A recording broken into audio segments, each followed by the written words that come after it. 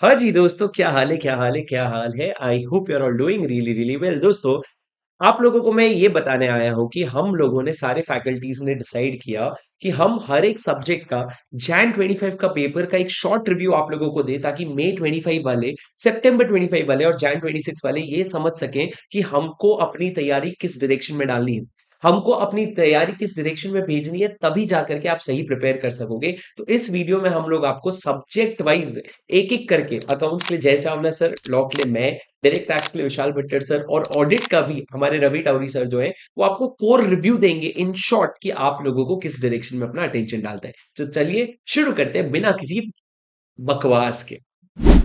जनवरी 25 advance accounts paper. अगर मैं इसका रिव्यू बहुत ही शॉर्ट में करूं तो क्या होना चाहिए? सितंबर 24 से कंपेयर करें तो ये पेपर इस बार कंपैरेटिवली इजी था। बच्चों ने डेफिनेटली इसको एंजॉय किया पेपर देते वक्त। हाँ, पेपर लेंदी जरूर था, जो कि एज यूजुअल हमेशा होता है। इस वजह से मैं आपको यहां पर यह सजेस्ट कर सकता हूं कि डेफिनेटली आपको 300 मिनिमम क्वेश्चन राइटिंग प्रैक्टिस करके जाना चाहिए एग्जाम से पहले। अब क्या फोकस एरिया होना चाहिए आने वाले अटेम्प्ट के स्टूडेंट्स के लिए? Minimum 75% of the overall weightage जो होता है वो इन टॉपिक से बनता है। ना सिर्फ जनवरी में, मई 24, सितंबर 24 और जनवरी 25 अटेम्प्ट में देखा गया कि ये कैटेगरी जो है, ये वाले जो टॉपिक्स हैं, ये कवर कर रहे हैं मिनिमम 75% ऑफ द मार्क्स। तो इन कैटेगरीज को अगर आप कर लेते हो तो डेफिनेटली एडवांस अकाउंट्स में 80 प्लस ला सकते हो। जी दोस्तों, क्या हाल है? क्या हाल है? क्या हाल है? आप लोगों को मैं बता दूं, लॉ का पेपर जो था आपके जनवरी 2025 का कैसा था, ताकि मई 25, सितंबर 25, जैन 26 वाले उसके हिसाब से तैयारी कर सके। सबसे पहला जो ओवरऑल सबके लिए हो चुका है, आपका पेपर बहुत लेंदी था। मतलब आप पेपर पढ़ने जाओगे तो सिर्फ पेपर रीड करने में आपको 30 मिनट आराम से लगेंगे, जिससे हमको समझ में ये आता है कि आप लोगों को मैंडेटरीली एफर्ट डाल के अपनी रीडिंग स्पीड बढ़ानी पड़ेगी। दूसरा, पेपर लेंदी था तो लिखने के लिए भी आपको समय लगेगा, तो आपको राइटिंग स्पीड भी इक्वली बढ़ानी पड़ेगी। उसके अलावा दोस्तों, क्या पेपर ट्रिकी था? शुरू-शुरू में जब आप पेपर देखो ना, तो ऐसी फील दी गई पेपर में कि वो ट्रिकी है। जैसे आप पहला क्वेश्चन पढ़ो, दूसरा क्वेश्चन पढ़ो, बट लास्ट-लास्ट में पेपर ईज़ी था। बट एक ओवरऑल फील अगर आप देखोगे ना, तो पेपर बच्चों को डिफिकल्ट लगा है, या मैं कह सकता हूँ अबव एवरेज लगा है। That was the feel. As a teacher मेरे को यहाँ पे लगा पेपर एवरेज था, क्योंकि क्वेश्चंस इन्होंने काफ़ी सारे एक्सपेक्टेड सेक्शन से पूछे थे। पर शुरू-शुरू में इन्होंने अनएक्सपेक्टेड क्वेश्चंस पूछने की वजह से पेपर की फील डिफिकल्ट लगी है।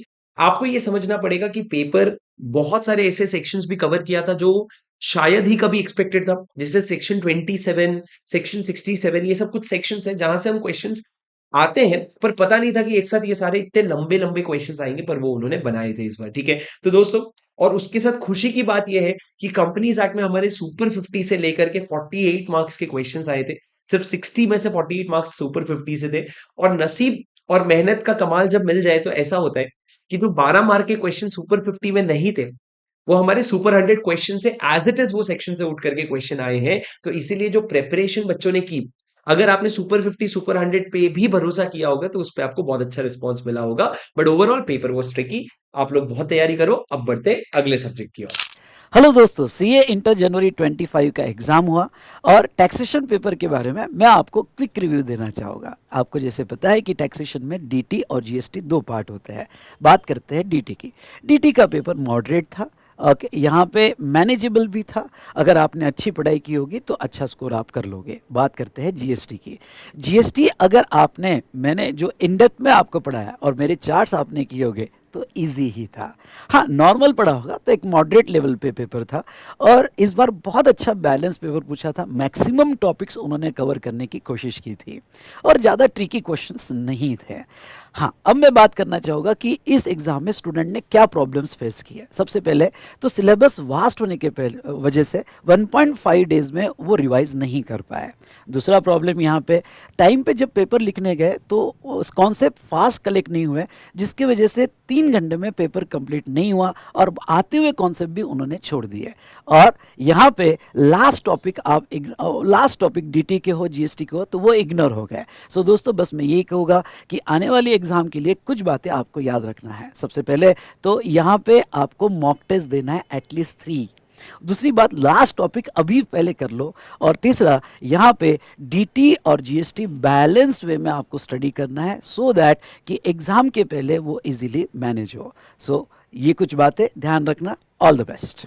आइए दोस्तों, अब ऑडिट की बात करते हैं। अगर मैं बोलूं तो ऑडिट में न्यू कोर्स में एक ट्रेंड देखने को मिल रहा है कि क्वेश्चंस बहुत ही नॉलेज ओरिएंटेड, एप्लीकेशन ओरिएंटेड है। आपको नॉलेज को अप्लाई करना पड़ेगा, ट्रेंड दिख रहा है। और इस एग्जाम में भी इस ट्रेंड को हमको देखने को मिला। जब मैंने बच्चों से बात की और मैंने ओवरऑल सोशल मीडिया पे ट्रेंड देखा कि बच्चे डिफिकल्ट बोल रहे हैं, हायर से ऊपर कर रहे हैं, बोल रहे हैं, बिल्कुल लग सकता है दोस्तों ऐसा। लेकिन अगर मैंने जब पेपर अच्छे से एनालाइज किया तो मुझे ये देखने को मिला कि काफी सारे क्वेश्चंस रिपीटेड थे, लेकिन थोड़े अलग तरीके से पूछे हुए थे। तो मैं इसको नॉर्मली बोलूंगा, because it has become a new normal दोस्तों। अब ऐसे पेपर को कैसे क्रैक करना आगे के एग्जाम्स में, ये मैं आपको बता रहा हूं। नंबर 1, सबसे इंपॉर्टेंट चीज, पहला, कॉन्सेप्ट को अपनी लैंग्वेज में बोलते आना चाहिए। उसको कॉन्सेप्चुअल क्लैरिटी बोलते हैं, तभी आप एमसीक्यू और क्वेश्चंस को क्रैक कर पाएंगे। तो कॉन्सेप्चुअल क्लैरिटी बहुत चाहिए, प्लीज रट्टा क्रैमिंग में मत जाइए। दूसरा, यस, याद करने पड़ते हैं मुद्दे, कि भाई 4 मुद्दे हैं, 4 फैक्टर्स है, 4 बातें, 5 बातें, उसको हमको करना पड़ता है। इनोवेटिव तरीके से आप उसको याद रख सकते हैं। तीसरा, आपको क्यूएनए सॉल्व करना पड़ेगा दोस्तों, तभी आप नॉलेज को कैसे अप्लाई करना, कैसे आंसर जनरेट करना कर पाएंगे। बच्चे क्यूएनए छोड़ छोड़ कर जा रहे हैं। मैं आपको बता दूं 50% रिपीटेशन है। हाँ, बस पूछने का तरीका बदल गया। जो एमसीक्यू में था वो क्वेश्चन में पूछ लिया, जो क्वेश्चन में था वो एमसीक्यू में पूछ लिया।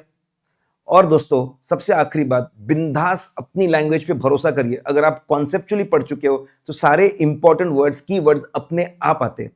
आप हमारे जो रेगुलर कोर्स है और जो एग्जाम ओरिएंटेड कोर्स में, इनका ही ख्याल रखें, हम आगे बढ़ते हैं ऑडिट में। और अगर आप ऑलरेडी पढ़ चुके हो, आप क्लासेस कर चुके हो दोस्तों, तो रैपिड रिवीजन आने वाला है May 25 के लिए।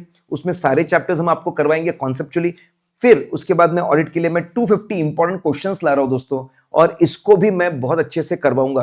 तो हमारे साथ में जुड़े रहिए वी स्मार्ट चैनल पे, आपकी पूरी तैयारी हम लोग करवा के लेंगे।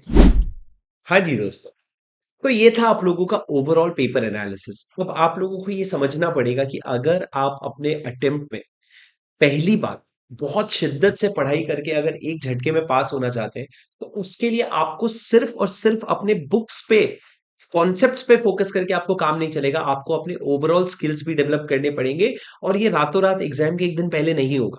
अभी भी आपके पास एम्पल अमाउंट ऑफ टाइम बचा है। अगर मान लो आपकी राइटिंग बहुत स्लो है, या अगर आप स्पीड लिखते हो और आपकी हैंडराइटिंग खराब हो जाती है, या कोई भी प्रॉब्लम से जिसका नॉलेज आपको है, आपको उसको सॉल्व करने के लिए एनर्जी लगानी पड़ेगी। और ये भी समझो कि ये रातों रात सॉल्व नहीं होने वाला। आप लोग अभी शुरू करोगे, सोचोगे, रोज थोड़ा थोड़ा कुछ कुछ करोगे, जैसे 1% इंप्रूवमेंट एवरी डे, तो by the end of 50 days और 60 days your problem will be absolutely solve. ऐसा कई बार हुआ है कि मैंने भी अपने एग्जाम के टाइम पे मैंने अपनी हैंडराइटिंग सुधारी थी। पहले मेरी हैंडराइटिंग बहुत सी अजीब सी हुआ करती थी। During the time of 12th standard और foundation I decided to improve my handwriting a little bit, and I have improved it significantly from what it was earlier. So I would genuinely suggest you that you try to improve whatever problems you have, so that with lot of good concepts, with hard work, with all skills developed, when we go to the exam, हम बहुत अच्छा preparation करने के बाद बहुत अच्छे से perform करके एक ही झटके में सक्सेसफुल हो जाए। मिलता हूँ आपसे अगले वीडियो में। वीडियो पसंद आया, एफर्ट पसंद आई तो लाइक जरूर कर देना, और इस चैनल को सब्सक्राइब कर लेना। Until then, this is your V Smart team and your CA Buddy Shubham Singhal signing off. Bye bye.